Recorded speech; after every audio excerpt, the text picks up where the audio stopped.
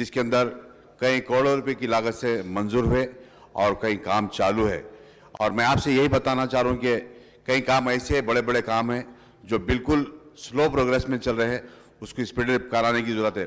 और एक बात, जो शातम तालाब को जब एमपी साहब हमारे और म्यूनसिपल मिनिस्टर साहब आकर देखे थे, वहाँ से डिसाइड करे थे कि शातम तालाब से मोती दराजे से अफसर खान कॉलोनी, लंगर हाउस, बाबूघाट, मूसी के लिए एक नाले का एक एसएनडीपी में एक प्रपोजल दिए थे, वो अभी तक स्टार्ट नहीं हुआ, उसको भी स्पीड अप कराने की जरूरत है। और यह साल जैसा कि नामपल्ली हल्के के अंदर अफजल सागर का नाला है और जो मेहदीपट्टनम का नाला है और जो बलकापुर नाला है वो बिल्कुल प्रोग्रेस में नहीं है, स्लो है, उसको भी एक मिनट तक, क्योंकि तूफान का मामला है, कभी भी बारिश आ सकती है सब। और यही बताना चाह रहा हूँ कि जो आर्मी से हमारे हैदराबाद एमपी असदुद्दीन साहब के कई मरतबा लेटर्स दिल्ली को भेजने के बाद आर्मी के ओहदेदारों से मिनिस्टर साहब भी बात करें, हमारे चीफ सेक्रेटरी साहब भी बात करें, उसके बाद एनओसी मिला जो बुल्कापुर नाले को डाइवर्शन करने के लिए, जो बुल्कापुर नाले से सिद्दीक नगर से होते रेती बोली से मूसी का, वो मगर आज ये लिस्ट के अंदर इंक्लूड नहीं है, उसको भी स्टार्ट कराने की जरूरत है। और मैं आपके जरिए मिनिस्टर साहब से ये बताना चाह रहा हूँ कि कारवान के अंदर और कई सेकंड फेज के अंदर एसएनडीपी के अंदर नालों की लेने की जरूरत है, क्योंकि लोटस पॉन्ड, बंजारा मुकरमजा शुरू का जो पानी आता है वो हल्के मेरे कारवान हकीमपेट से होते हुए टोली चौकी को आता है, वो भी 3-4 नाले हैं एसएनडीपी में फेज 2 में लेने की जरूरत है। शुक्रिया। मिनिस्टर गारू। స్పీకర్ సార్, భారతదేశంలో ఎన్నో పట్టణాలు ఉన్నాయి సార్, కానీ ఏ నగరాల్లో లేని విధంగా నాలాల మీద ఒక వ్యూహాత్మక నాలాల అభివృద్ధి ప్రణాళిక అని రూపొందించిన ఏకైక ప్రభుత్వం భారతదేశంలో తెలంగాణ ప్రభుత్వం సార్, మొట్టమొదటి. ఇందులో సార్ మీ అందరికీ తెలుసు, గౌరవ సభ్యులందరికీ కూడా తెలుసు సార్, హైదరాబాద్లో 1908లో సార్, అంటే దాదాపు ఒక 114 ఏళ్ళ కిందట, 113 ఏళ్ళ కిందట అతిపెద్ద వరదలు వచ్చినాయి. వరదలు వచ్చిన తర్వాత ఆనాడు అప్పుడు విశ్వేశ్వరయ్య గారి ఆధ్వర్యంలో ఈ వరదలు మళ్ళీ భవిష్యత్తులో రాకుండా ఆ మూసి ఉప్పొంగి అప్పుడంతా మొత్తం జలమయమైన తర్వాత కొన్ని ప్రణాళికలు రూపొందించి ఆనాడు హిమాయత్ సాగర్, ఉస్మాన్ సాగర్ కట్టడంతో పాటుగా కొన్ని నాలాలు వీటన్నిటిని కూడా ఒక సిస్టమేటిక్గా రూపొందించారు సార్. దురదృష్టం ఏంటంటే ఆ తర్వాత మోక్షగుండం విశ్వేశ్వరయ్య గారు ఆ పని చేసి గండిపేట 1920లో కట్టిన తర్వాత మళ్ళీ మన ప్రభుత్వం వచ్చేదాకా నిజంగా చెప్పాలంటే పెద్దగా నాలాల విషయంలో కార్యక్రమాలు జరగలేదు సార్. ఉన్నాయి పోయినాయి చెరువులు కానీ ఇంకోటి కానీ కొత్తగా ఫీడర్లను రిపేర్ చేయాలని కానీ, చెరువులను బాగు చేయాలని కానీ, లేదా వ్యూహాత్మకంగా పనిచేయాలి, భవిష్యత్తును దృష్టిలో పెట్టుకొని పనిచేయాలన్న ఆలోచన ఎన్నడూ జరగలేదు. మన ప్రభుత్వం వచ్చిన తర్వాత సిస్టమేటిక్గా మొట్టమొదటిసారి ఎస్ఎన్డిపి పేరిట ఒక కార్యక్రమం తీసుకొని, ఎట్లా అయితే ఎస్ఆర్డిపి తీసుకున్నామో, ఎట్లా అయితే 8,000 కోట్లు ఎస్ఆర్డిపికి పెట్టుకొని గౌరవ ముఖ్యమంత్రి గారి ఆలోచన ప్రకారం రోడ్లను వ్యూహాత్మకంగా అభివృద్ధి చేసుకుంటున్నాము, ఎస్టీపీలు చేసుకుంటా ఉన్నాము, 100% సివరేజ్ ట్రీట్మెంట్ చేసుకుంటా ఉన్నాము, అదే మాదిరిగా ఎస్ఎన్డిపి కూడా తీసుకున్నాం సార్. అయితే ఇక్కడ మిత్రులందరికీ నా విజ్ఞప్తి ఏమంటే, అధ్యక్ష, నాలాలు ఇప్పుడు మనం చూసినట్టయితే ఒకటేమో స్టామ్ వాటర్ డ్రైన్స్ ఉంటాయి సార్, రెండోది సివరేజ్ తీసుకెళ్లే మురికి కాలువలు ఉంటాయి.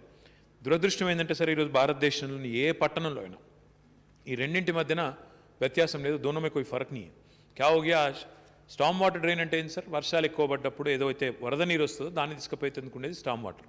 సివరేజ్ అంటే రోజు ఉత్పత్తి అయ్యే మురికి నీరు తీసుకుపోయేది సివరేజ్. దురదృష్టం ఏంటంటే ఈరోజు రెండు కలిసిపోయినాయి సార్. ఎక్కడా కూడా ఈరోజు దేశంలో ఏ నగరంలో కూడా అది ఇది అనే వ్యత్యాసం లేకుండా అన్నీ కలిసిపోయి ఉన్నాయి. కాబట్టి నా విజ్ఞప్తి ఏంటంటే మిత్రులందరితో కూడా, కొత్తగా కట్టే ప్రాంతాల్లోనేమో చాలా పకడ్బందీగా చేయొచ్చు, ఎట్లా వరద నీరు ఎట్టు ఉండాలి, సివరేజ్ ఎట్టు ఉండాలి, మంచినీళ్ళ పైప్ లైన్ ఎట్టు ఉండాలని చేయొచ్చు. కానీ పాత నగరం ఏదైతే ఉందో, ఏదైతే ఎంసీహెచ్ ఉందో, ఏదైతే ఖైరతాబాద్, ఇప్పుడు మా నాగేంద్రన్న మాట్లాడినారు, ఆ ఏరియాలో ఏమైతే సార్ అంటే ఇప్పుడు అక్కడ ఏం చేయాలన్నా కూడా, ఎందుకంటే మీకు తెలుసు అధ్యక్ష, గతంలో కిర్లోస్కర్ కమిటీ అని అప్పుడెప్పుడో వరదలు వచ్చినప్పుడు, టీడీపీ గవర్నమెంట్ ఉన్నప్పుడు వరదలు వచ్చినాయి సార్. వరదలు వచ్చినప్పుడు కిర్లోస్కర్ కమిటీని వేసిండ్రు. వాళ్ళు ఏం చేసిండ్రు అధ్యక్ష, వాళ్ళు ఇంజనీర్లు, వాళ్ళు పాపం మంచి ఉద్దేశంతోనే హైదరాబాద్లో నాలాల మీద 28,000 కబ్జాలు ఉన్నాయి, బఫర్ పెట్టి కనుక కరెక్ట్గా చేసినట్టయితే చాలా పెద్ద ఎత్తున కూల్చాల్సి వస్తుందని చెప్పి వాళ్ళు రిపోర్ట్ ఇచ్చారు అధ్యక్ష. వాడు వాస్తవికంగా చేయాలి, ఆచరణాత్మకంగా చేయాలంటే చాలా అవరోధాలు ఉంటాయి. ఇప్పుడు ఇక్కడ ఈజీగా చెప్పేయచ్చు అధ్యక్ష నోటి మాటగా, కానీ 28,000 నాలాల మీద ఇల్లు ఎవరు కట్టుకుంటారు అధ్యక్ష? పేదవాడే కట్టుకుంటాడు. ఎక్కడ ఏ దిక్కు లేకపోతే ఆ కంపులో కూడా ముక్కు మూసుకొనైనా సరే భరించేది ఉండేది పేదవాడు.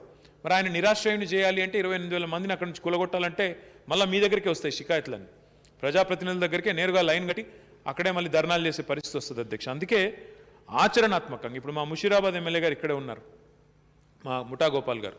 ఆయన నిజంగా కూడా చాలా గొప్పగా మంచి ప్రతిపాదనతో వచ్చినారు అధ్యక్ష. ఆయన ఏమన్నారు, అన్న మాది వైస్రాయ్ నుంచి, వైస్రాయ్ హోటల్ ఆ కింద ఇప్పుడు మ్యారియట్ హోటల్ ఆడికెళ్ళి మొత్తం కింది దాకా నల్లకుంట దాకా మాదే వస్తుంది, మా ఏరియా వస్తుంది.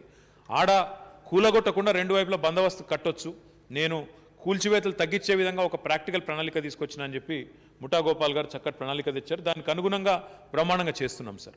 అదే పద్ధతుల్లో గౌరవ ప్రజాప్రతినిధులతో నా విజ్ఞప్తి సార్, దయచేసి వారు సహకరించినట్టయితే ప్రభుత్వం చేయడానికి సిద్ధంగా ఉంది. 985 కోట్ల రూపాయలు ఖర్చు పెడుతున్నప్పుడు ఆలోచన లేకుండా చేస్తామా సార్? అధ్యక్ష, మేము గవర్నమెంట్ ఆఫ్ ఇండియా గైడ్లైన్స్ ఉంటాయి సార్, IDF అంటారు వీటిని, ఇంటెన్సిటీ, డ్యూరేషన్ అండ్ ఫ్రీక్వెన్సీ. అంటే వర్షాలు పడ్డప్పుడు ఎంత ఇంటెన్సిటీ, ఎంత ఉధృతితో వస్తున్నది, ఎంత సమయం వస్తున్నది, ఎంత ఫ్రీక్వెంట్గా వస్తున్నది, ఇవన్నీ చూసుకొనే డిజైన్ చేస్తాం సార్. ఏది డిజైన్ చేసినా కూడా దానికి అనుగుణంగానే మా చీఫ్ ఇంజనీర్లు డిజైన్ చేశారు. గౌరవనీయులు నాగేందర్ గారు ఇది కొద్దిగా ఏదో ఓవర్లాప్ ఉంది, HMWS అదేవిధంగా GHMC అన్నారు. అట్లాంటిది ఏమీ లేదు sir. Hyderabad metro water supply and sewerage board, water supply and sewerage వాళ్ళు చూస్తారు, స్టామ్ వాటర్ డ్రైన్స్ అంతా మా GHMC చూస్తుంది. ఏమి కూడా ఎక్కడ కూడా క్లాష్ లేదు, అంతా మా డిపార్ట్మెంటే కలిసి పనిచేస్తాం తప్ప ఎక్కడ కూడా అట్లాంటి కన్ఫ్యూజన్ లేదు. అధ్యక్ష, నిజంగా చెప్పాలంటే కాంగ్రెస్ ప్రభుత్వం ఉన్నప్పుడు, సరే వాళ్ళు ఎవరు ఇక్కడ లేరు, కాంగ్రెస్ ప్రభుత్వం ఉన్నప్పుడు అధ్యక్ష ఆనాడు బోలక్పూర్లో ఒక దుర్ఘటన జరిగింది. ఏది, ఆ నీళ్లు కలిసిపోవడం వల్ల, మంచినీళ్ళ పైప్ లైన్లు సివరేజ్ కలిసిపోవడం వల్ల కలుషితమై దాదాపు 11 మందో 14 మందో చనిపోయారు అధ్యక్ష, నాకు గుర్తులేదు. అంటే అట్లాంటి ఉదంతాలు మన ప్రభుత్వం వచ్చినాక ఎన్నడూ జరగలేదు. దయచేసి మిత్రులు మనం స్వీపింగ్ రిమార్క్స్ చేసేటప్పుడు అట్లాంటి గమనంలో తీసుకుంటే బాగుంటుంది అధ్యక్ష.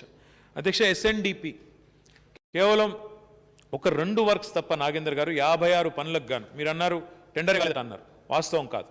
56 పనులకు గాను 2 మాత్రమే టెండర్ కాలేదు, మిగతా అన్ని టెండర్ అయినాయి, పనులు పురోగతిలో ఉన్నాయి, కొన్ని పూర్తయినాయి, కొన్ని అవుతున్నాయి, ముందుకు పోతా ఉన్నాయి అధ్యక్ష. పోయినసారి 2020 వర్షాలు వచ్చినప్పుడు చాలా కాలనీలు ఎక్కడైతే ఇబ్బంది అయిందో అవన్నీ సారి ఆ ఇబ్బంది తప్పింది అధ్యక్ష. మొన్న వర్షాల్లో ఎల్బీ నగర్ జోన్లో Sairam Nagar, Mufta Nagar, Raghavendra colony, gate view colony, lake view colony, Ayyappa colony, Mamata Nagar, Arunodaya colony, ఇక్కడంతా కూడా వరదలు అప్పుడు వచ్చినప్పుడు ఇబ్బంది పడ్డ కాలనీలు ఈసారి SNDP పుణ్యమా అని ఆ బాధ తప్పింది. అదేవిధంగా సికింద్రాబాద్ జోన్లో registration colony, Jupalli homes, Swarnandhra colony, SS enclave, ఇక్కడ కూడా బాధ తప్పింది.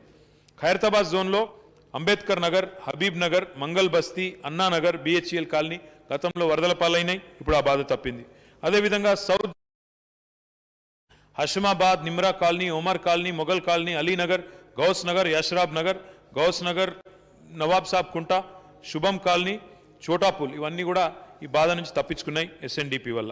అధ్యక్ష, మేము సమదృష్టితో సికింద్రాబాద్ జోన్లో 8 వర్క్స్ తీసుకున్నాం 257 కోట్లతో, కుకట్పల్లి జోన్లో 3 వర్కులు 112 కోట్ల రూపాయలతో, ఎల్బీ నగర్ జోన్లో 9 పనులు 122 కోట్ల రూపాయలతో, చార్మినార్ జోన్లో 93 కోట్ల 24 లక్షల రూపాయలతో 7 పనులు, ఖైరతాబాద్ జోన్లో 7 పనులు 137 కోట్ల 12 లక్షలు, అంటే second highest Khairatabad zone. Danam Nagender గారు ఇంకో 7 కోట్ల వరకు ఉన్నది వెంటనే తీసుకోమన్నారు, సంతోషం, తీసుకుంటాం సార్. కానీ అంతటా కూడా ఈక్విటబుల్గా పెట్టినాం తప్ప ఫలానా వారు ఉన్నారని ఫలానా వారు లేరని కానీ ప్రజల అవసరాన్ని దృష్టిలో పెట్టుకొని ఈ రకంగా కేటాయింపులు కూడా చేసుకున్నాం సార్. అధ్యక్ష, దాంతోపాటు CIB కాలనీ గురించి వారు చెప్పారు, 7 కోట్లు మంజూరు చేశాము, పనులు తొందరగా ప్రారంభించే ప్రయత్నం చేస్తాం. MS మక్తాలో అధ్యక్ష, అది FTL కింద ఉన్నది, MS మక్తా, దానివల్ల హుస్సేన్ సాగర్ నాలా కింద ఉన్నది, FTL కింద ఉన్నది కాబట్టి కొంత ఇబ్బంది ఉన్నది. ఇంజనీరింగ్ సొల్యూషన్ ఎత్తుకాలి, వారికి కూడా తెలుసు, గౌరవనీయులు నాగేందర్ గారికి, తప్పకుండా చేస్తాం. బుల్కాపూర్ నాలా విషయంలో కౌసర్ గారు చెప్పారు అధ్యక్ష, తప్పకుండా మరి ఇప్పటికే అనుమతి తీసుకున్నాము. లాస్ట్ టైం ఇదే అసెంబ్లీలో నేను కొద్దిగా గట్టిగా మాట్లాడితే కొంతమంది బాధపడ్డారు, కొంతమంది మిలిటరీ వాళ్ళని అట్లాంటావా ఇట్లాంటావా అని కూడా బయట అడ్డం పొడుగు మాట్లాడింది సార్. కానీ అట్లా అన్నందుకే దారికి వచ్చింది సార్, వాళ్ళు వచ్చిండ్రు. బుల్కాపూర్ నాలా ఇప్పుడు మొత్తానికి వాళ్ళు మనం శాంక్షన్ కూడా చేసుకున్నాం సార్, ఆ మిలిటరీ ఏరియాలో పని కూడా ప్రారంభిస్తాం. 9 కోట్ల 70 లక్షలు మంజూరు చేసుకున్నాం. మరి 3 సార్లు టెండర్లు పిలిచినాం.